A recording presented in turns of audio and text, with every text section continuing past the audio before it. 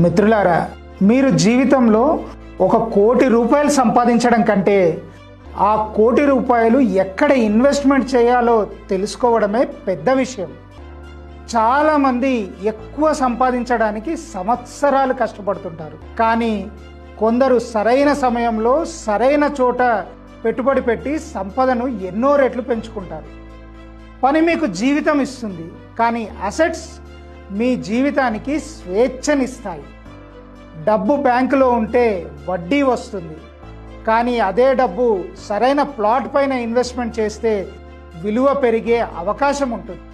డబ్బు కోసం జీవితాంతం పనిచేయకండి, మీ డబ్బే మీకోసం పనిచేసేలా ప్లాన్ చేయండి. ఒక్క నిర్ణయం మీ జీవితాన్నే మార్చేస్తుంది.